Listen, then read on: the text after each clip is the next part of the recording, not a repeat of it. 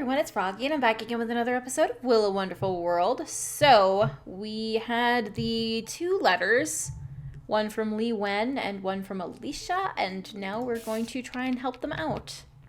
He was carrying an umbrella with him, with a long handle. It was raining heavily outside, my clothes were soaking wet. A young man was standing at the hospital entrance looking down at the ground. Maybe he was feeling down because a family member had been sick too. It was raining heavily outside. And my clothes were soaking wet. And then he was carrying an umbrella. We'll just give all of them to you and see what happens.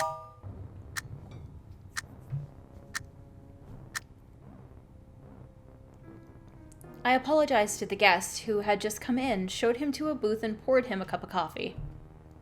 Then I went back to the door and started cleaning the wet floor. Then I heard a flush come from the restroom. The guest with the hat walked out.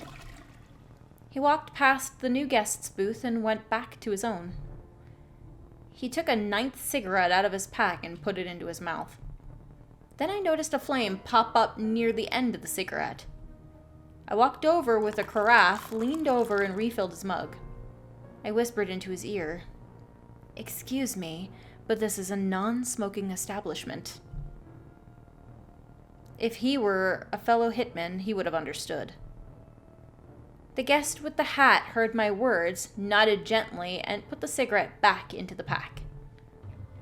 The menace that had been brewing in the air suddenly dissipated. It wasn't a regular cigarette. There were probably some elaborate mechanisms inside. I myself had never used gadgets that were too complicated. I did sometimes hear that some fellow workers in my field would often use some unusual murder weapons that I'd never even heard of. He probably wasn't here for me. But if he had insisted upon messing up the shop, the dagger under my skirt would have to stop him. The bearded man put down some cash on the table and left. Soon, the guest with the hat gathered his cigarette pack, the adult magazine, gave me a nod, and left too. I soon noticed that I was being followed for the next few days. There was more than one tail on me, and none of them were just some random slob. I couldn't tell if it had anything to do with the guests from that day. I asked Mama for some time off and decided to stay out of sight alone for a while. At the very least, I could not bring Mama into this. I was drenched in sweat because of the nightmares. Well, now my clothes were already wet, and I decided to go home in the rain. I walked into the heavy rain. I walked towards the subway station. At the last crossing, the lights had just turned from green to red. I saw two people sitting next to the window in the coffee house across the street. Two very familiar people. Miss Yang and him. I stepped forward without even realizing it. I had forgotten about the red light. A truck charged directly at me from the side. Its headlights had blinded me. My entire body was swallowed by the light. The truck didn't stop after hitting me. I lay there in the street. The rain was so heavy that everything around me seemed blurry.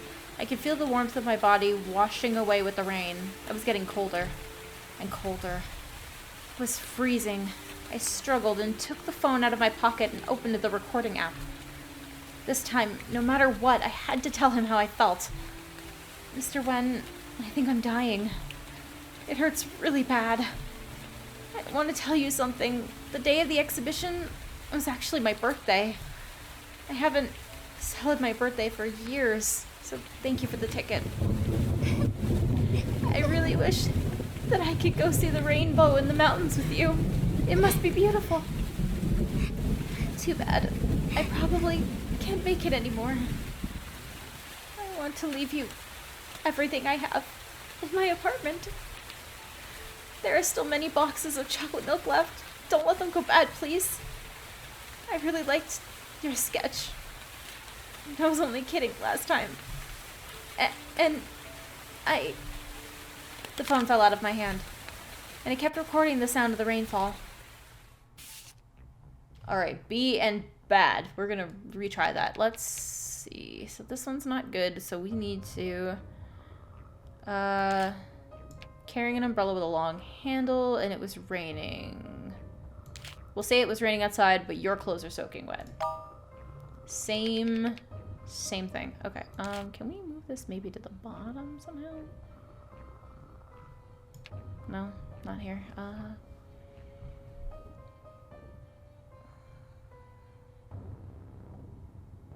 It was raining heavily outside. He was carrying an umbrella. Your clothes were wet?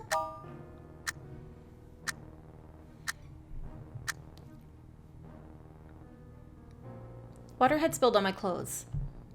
The black dragon tattoo on my stomach became vaguely visible through my wet shirt. I apologized and then went to change into another shirt in the back room. When I came back, both the bearded man and the guest with the hat had left. I soon noticed that I was being followed for the next few days. There was more than one tail on me, and none of them was just some random slob. It couldn't be for other reason but revenge. I asked Mama for some time off and decided to stay out of sight alone for a while. At the very least, I could not bring Mama into this. Well, it's still probably going to be a rank B. Maybe a C. Are you going to the subway station? I nodded. Let me walk you there. I've got an umbrella. He showed me the umbrella in his hand and squeezed out an unnatural smile. We stood on the platform silently waiting for the last train of the day. Another young couple was there too. The headlights of the train lit up the tunnel. I was looking at the train and didn't notice what was happening behind me. When I heard the young couple scream, the young man who had walked me here had already laid down on the rails. Oh, God. The train kept running as if he wasn't even there. I only heard a muffled noise, drowned out by the wind. Okay, we're getting closer on this one.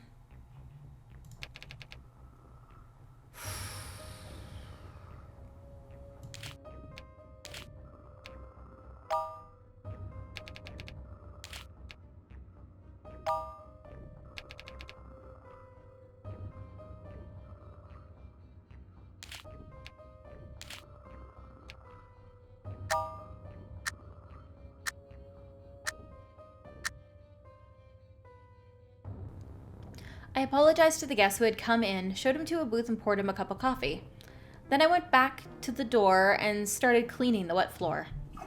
I heard a flush come from the restroom. The guest with the hat walked out. He walked past the new guest's booth and went back to his own. He took a night cigarette out of his pack and put it into his mouth. Then I noticed a flame pop up near the end of the cigarette.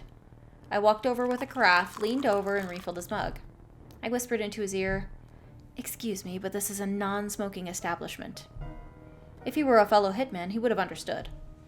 The guest with the hat heard my words, nodded gently, and then put his cigarette back into the pack. The menace that had been brewing in the air suddenly dissipated. The bearded man kept glancing over at us the entire time.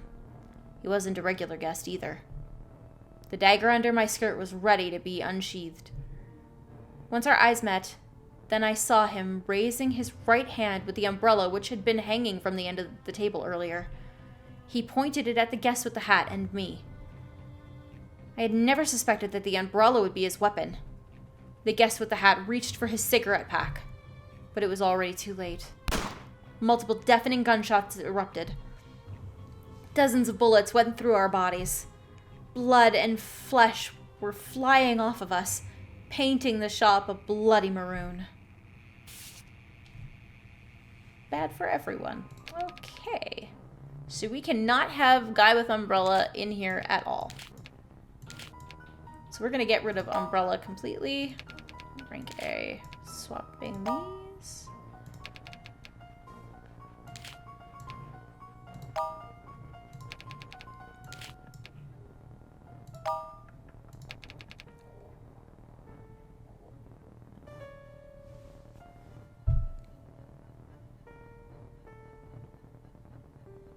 This is a tough one. I'm not entirely sure.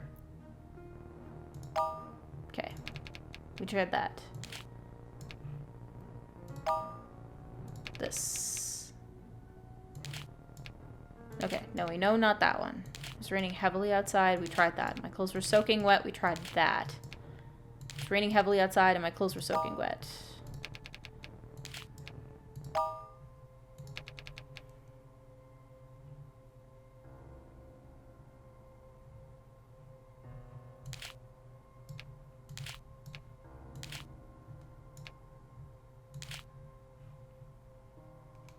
can't put anything...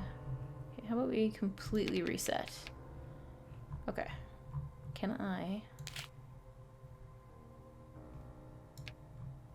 move it anywhere else?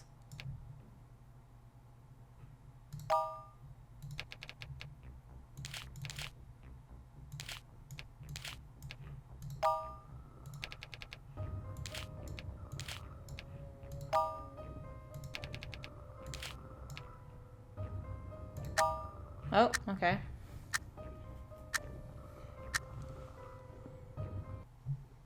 I went back to the room and hid under the blanket. Even with my eyes closed, the detergent smell still kept reminding me of where I was. I still couldn't escape those memories. In my earliest memories, my father was the only person that I could picture in my mind. He was a great painter, because every painting of his was great. As far as I can remember, we had always lived in a big house. It was so big that sometimes I couldn't even find my father. When I was in elementary school, we had moved into an apartment. Father and I would often play with each other in the evenings by throwing pillows. When I was in middle school, we had moved into a single-room studio. Most of the space was occupied by his paintings. A few pieces of furniture sat in the rest of the room. We would sleep on the floor when it was bedtime. The place was so small, and many mornings I would wake up and realize that I had crawled into my father's bed in the middle of the night. Life wasn't easy, but I was happy. Father began to take on more and more assignments, most of which were not in his style. He would also set up a booth on the street and paint portraits for the pedestrians. Sometimes I'd fall asleep before he even returned home. We lived like this for 2 more years. Then, at some point I could remember, Father started drinking. He spent more and more time inside and less time smiling. He would often tear up his own paintings, too. On that day, Father woke up early in the morning to watch a tennis game while he drank. Empty beer cans were all over the table. His stomach hadn't been doing great in the first place. The excessive drinking was not helping. I had a huge fight with him. I had never been angrier in my life, and I had never seen Father so mad either. Still, whatever he had said to me, had done to me, I should not have said what I said. I hate you, Father. Those ended up being the last words that I ever said to him. When I came home from school that day, I found the TV on the same channel that it was in the morning. A commercial was on. There were paints all over the floor. My father was lying in the middle of them, motionless. I was standing in the corner of the emergency room when I watched them cover his face with a piece of white cloth. They said that there was no need for further medical assistance. Death felt so unreal to me at the time. I wasn't able to process any of it. I sat on a hospital bench in complete silence for a long time, until a doctor crouched down in front of me and softly said my name. I finally cried. I cried my heart out. I love you, Father. But he couldn't hear it anymore. I woke up and I couldn't tell where I had been in my memories.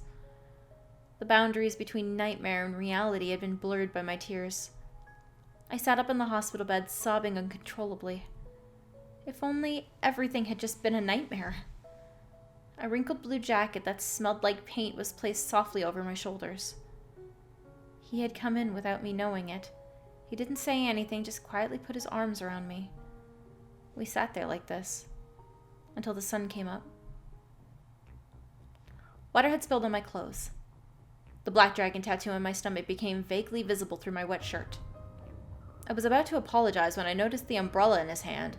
Something was not right. It was a sunny day outside. He was here for me. I jumped behind the bar, pulling out the gun that Mama had hidden underneath. Multiple deafening gunshots erupted outside the bar. The meticulously painted walls were littered with holes made by a shotgun. Mama was hunched over his magazine, and his fake eyelashes had fallen off. There was nothing but a bloody hole where his left eyeball was supposed to be. I stood up behind the bar and aimed at the visitor. Sweat, tears, blood, and my makeup were smeared all over my face. Suddenly, I heard a flush come from the restroom. The door opened quietly, and a thin silver thread flew across the air and went through the forehead of the bearded man before my bullet could. The thread morphed into a needle and pinned itself on a daily special menu on the wall. Whoa!